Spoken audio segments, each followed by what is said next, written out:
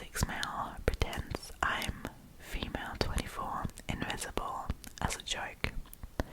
I hate it. Let me start by saying I love my husband, Jeremy, very much. He's my best friend. We started dating in high school, and I've never much as looked as anybody else at anybody else.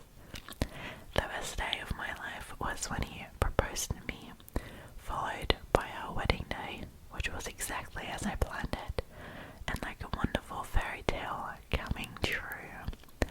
And honestly, married life has only gotten better. I love being so close with Jeremy, having him come into my arms every evening, constantly chatting throughout the day, and knowing where he always is and what he's always doing. I've never felt so close and warm with someone, and I'm loving it. However, Jeremy has started doing this thing where he pretends he can't see or hear me, and it's driving me insane. Like, I'll call him or say something and he won't answer, or even turn around. I raise my voice louder and louder until I'm practically shrieking, and he still won't respond. Eventually, I'll get up in his face or shake his arm, and he says, "Oh, sorry honey, I must have switched off for a minute," or something stupid like that. He used to do it once in a while at first, saying it was a joke. He'd walk into the bathroom and got into bed without acknowledging me, and when I cuddled up to him, he remained unresponsive. Then he'd say, "Gotcha, I was pretending you were invisible. See how long I could hold out." I played along for the first few times, but it grew old really fast on me, and I told him I hate it, and he needs to stop doing this. "Relax, honey, I'm only teasing ya," he'd say. If anything, he's doing it even more, especially since our car crash a few days ago. Things have honestly been a haze since then, and I know he definitely came to visit me in the hospital once, so I don't want to be too harsh to him. But I was released soon after, and he didn't even have come to pick me up. I didn't even have proper clothes to wear home. The nurses told me I didn't need any. I could just leave in my hospital gown, which was weird, but okay. So I went home by myself. Luckily, we didn't live that far off, and waited for him. He came home. I jumped up to hug him, and he looked right through me. I called him, but he wouldn't respond. He left the room where I was in, turning the lights off as he left, leaving me in the dark. That really freaked me out. What should I do, Reddit? How can I make him see me? This is driving me crazy. I love him so much. Can't he understand? He's destroying me like this. That's really good. Someone woke up from a nap. Let's see if he's gonna stay. I hope she will, but okay, there we go. Yeah, good girl. And we still have a emotional support animal. Next story is called "What the fuck?" I'm actually panicking. My ex messaged me. "Hi, I know it's been a long time since we've seen or even talked, but I was wondering if you'd like to hang out today." I asked him why he was contacting me when he was the one who blocked me. He replied saying that he forgave me for what I did. I didn't do anything. He says his last relationship didn't work out. "You seem like you've been getting better since I've been gone. You look amazing." Then he sent me a picture of me smiling in one of my classes. I don't even remember it being taken. He didn't go to the same school as me. He lived across the city. He still does. I asked him if he was stalking me. He said no, and that he just missed me and how I used to sneeze. I have major allergies to dust. He sent me a pic of his cat. "Look, our baby missed you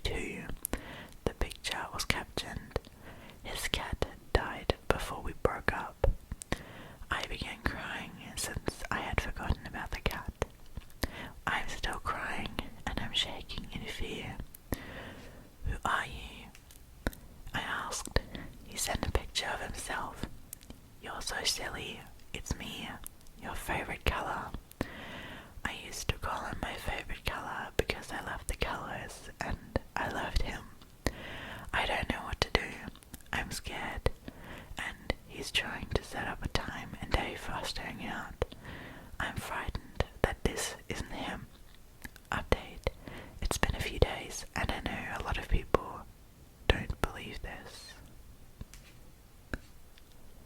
Interesting.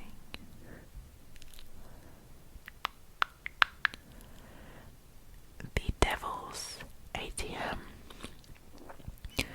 Hold on, babe. I've just got to run by the ATM before we pay. I say. You can't. You just use the card, Jazz. Alexander asked me exasperately. The card machine said it was out of order when we walked in. I told him. Okay, fine.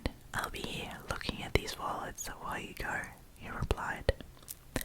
As I walked down the stairs to the designated area for the ATM machine, I noticed the red glow pulsating slowly. When my feet left the bottom step into the dark grey carpet, I felt like I'd left the planet altogether. The red light clashed with the white tile on the walls, and it felt like I was in a lockbox. Surely the lights aren't heated. I felt the need to run, go back up into the store and tell Alexander we weren't buying a damn thing today.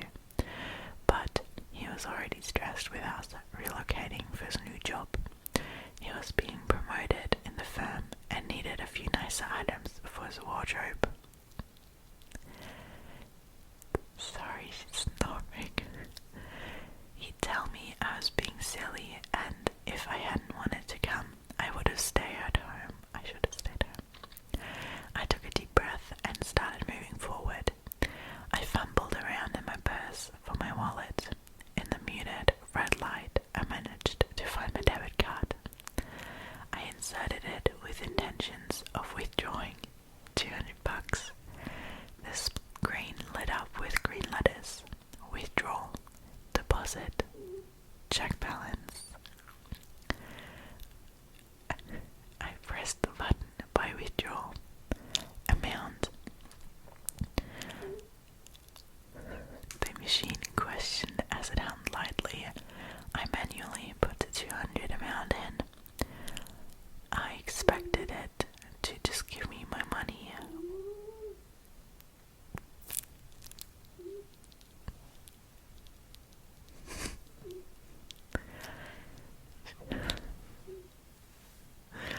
That's so cute, but also I can't stay serious. Okay. I expected it to just give me my money when it did something peculiar. What will you give me in return? What? I muttered to myself. I tried to cancel the transaction, but this machine was just not giving me my card back. I feel like I pressed every button and it still asked, what will you give me in return? I banged my fist against the screen. I felt like I was having a bad dream. This was, needless to say, the weirdest thing I'd ever experienced and one of the most upsetting. How could I give this stupid machine anything? Why was it even asking me this? What do you want? I shouted. Just your soul, said an airy voice. I looked around frantically and saw no one. For $200, I said incredulously. Not that I was going to give whatever the hell this was, my soul anyway, but surely it was worth more than $200. For any amount of money or anything else you want, it replied. No, I can't do that, I said. Really? Are you sure? It asked. Yes, I'd like to keep my soul, thank you, I told it. Very well then, it said, while promptly returning my debit card. I quickly grabbed it with shaky hands and ran as fast as I could back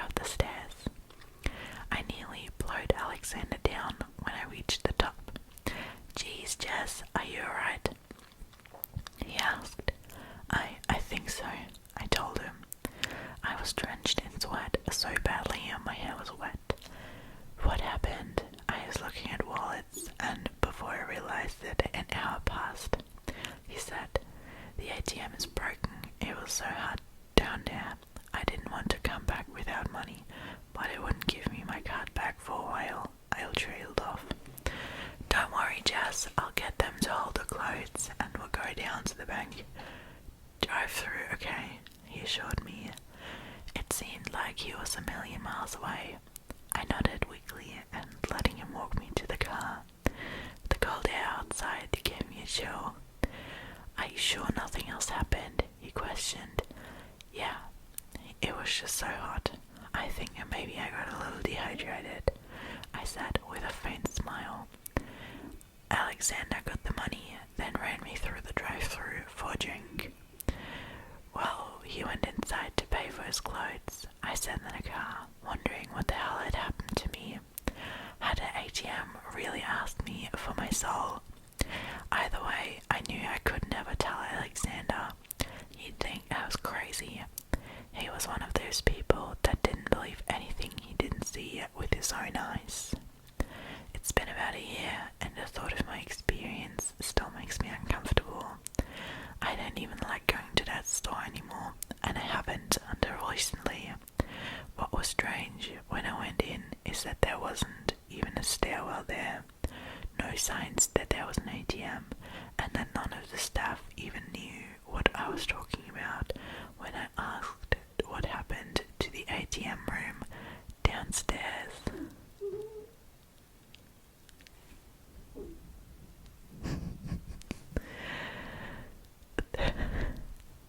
That's so cute. I hope you guys don't mind.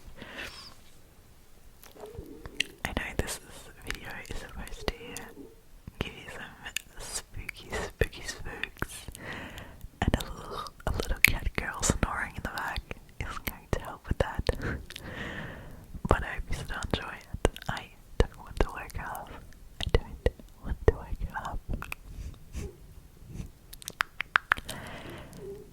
So I hope you do enjoy the cute little cat snores.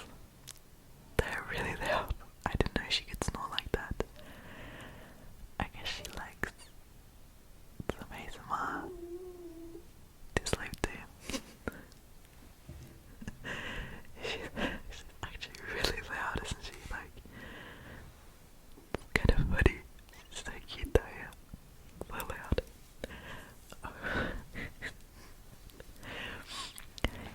If I remember, I'll make sure to have a picture of her on my Instagram so you guys can check out what she actually looks like, because you can't really see her. But she's a cutie. Next story. I took my daughter to where she was born. It was cold and dark, and I could barely keep up. My flashlight cast a dim light against the sparse trees and dirt. It wasn't too much further. Aubrey had been growing lately. That was part of the reason I was taking her here. Aubrey's skin blended in with the pale light of the moon, a whitish blue that made my skin crawl if I looked too long. My breath came out in quick puffs of white vapor as she ran ahead of me, taking in the freedom of the wilderness. As children do, I said to myself, Aubrey had always loved the outdoors. She hadn't been allowed outside lately. My wife said it was too dangerous. She hated that I was out with her. She was about 9 years old now, and had been an angel growing up. My little girl. My wife and I adopted her as a baby, and she was the most precious thing in my life. My wife felt the same way for the most part. Our family was complete with her. We spoiled her, took her wherever we went. I tried to raise her as well as I could raise a little girl. My wife often said I was overprotective, drilling Aubrey about what she was learning in school and why she would get strange bruises on her arm. Aubrey would say how she would learn about history and follow the monkey bars.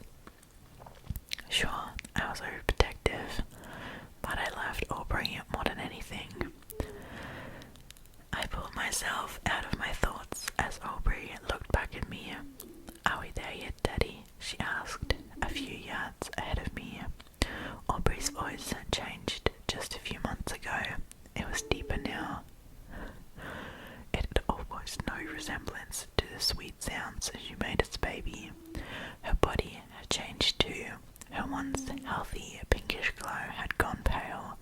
Her lips had gotten long and thin. Her face, I could barely stand the sight of it, but her eyes hadn't changed. Still the same light hazel. My little girl has grown so much. "Hi, honey," I choked out. Tears welled in my eyes. "We're getting close now." Aubrey giggled and ran ahead. I shivered at the sound. It wasn't too much further now. The adoptive agency reported that they found Aubrey in this forest as a child. She was lucky to be alive, they said. My wife now said it was I who was lucky to be alive. She had left the house after Aubrey threw a fit. I had been able to calm Aubrey down, but not after she trashed the kitchen. I told my wife to leave for a while and that I would handle Aubrey. I think she sensed my fear and uncertainty. I had no idea what to do with Aubrey. I told myself I still loved her, but Aubrey made it hard sometimes. She would sneak out of the house at night. I couldn't do anything to stop her, but Aubrey would tell me all the adventures she went on, all the places she could get to. Despite her appearance, she was still a 9-year-old girl. She was innocent. I could sleep at night knowing she wouldn't hurt anyone. I told her school that we were planning on sending Aubrey to a private school, and after some convincing, they stopped asking about her. But Aubrey missed the school. She missed learning. She desperately wanted to see the other kids. But I knew what would happen. The same thing that would always happen when people saw her. The same thing that happened when my wife saw her. The terror was inevitable. I sighed as we made it to the trees. Aubrey was chasing a rabbit or something, quickly catching it and tearing it to shreds. "We're here, honey." I could barely speak. Aubrey dropped what remained of the critter and hurried over, her hands covered in blood. She was much taller than me, even hunched over on all fours. She stood next to me, looking at the tree. "This is where they found me," she said. I could see her head tilt in my peripherals. She was always so curious. I couldn't find the word to say, so I just nodded. I turned to meet Aubrey's face.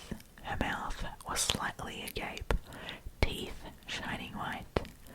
They were sharper than I remembered. Her lips had almost become non-existent. I was thankful that I could raise her up until this point. I really tried. I wanted Aubrey to be good, to be better than me. That's what any parent wants. But staring up at her pale body, hunched over to be closer to me, I knew I couldn't raise her anymore. My wife gave up a week ago. Gave up on the thing that brought us so much joy into our lives. I couldn't hold the tears back anymore. "It's okay, Daddy," Aubrey said softly, bringing one of her long hands to touch my face. Her skin was cold, but the rabbit's blood brought a hint of warmth to the touch. "I'll be good for you. I'll make you proud, Daddy." I fell to my knees, sobbing.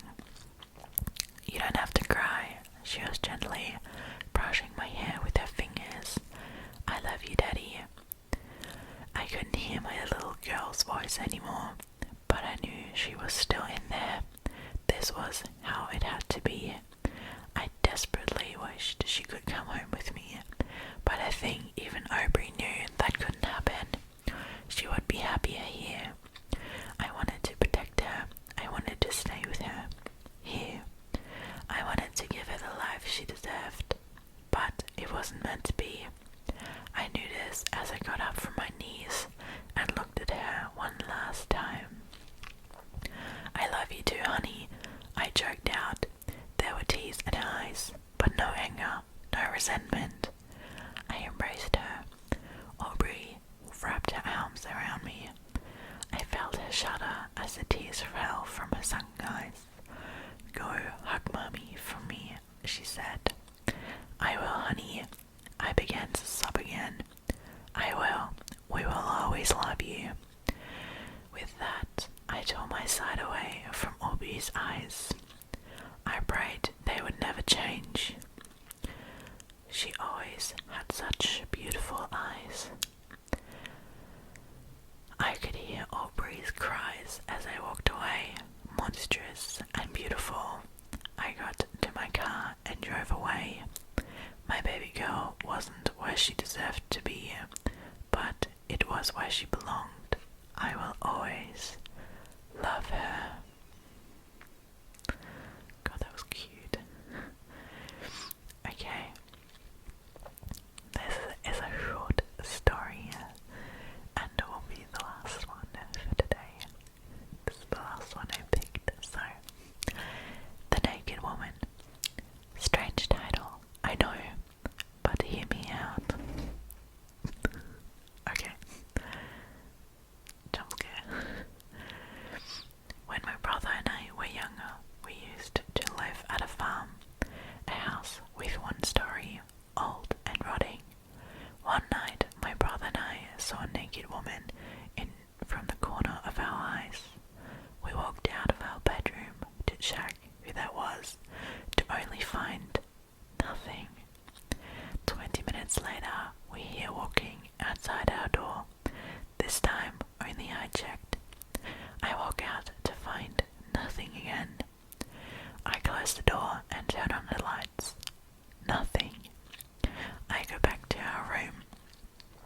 About 10 minutes later, we hear knocking and running. My brother and I check, and we see our front door had been kicked open. We called the police. In the morning, we found an insane woman was under our house with a machete. I never did like that house.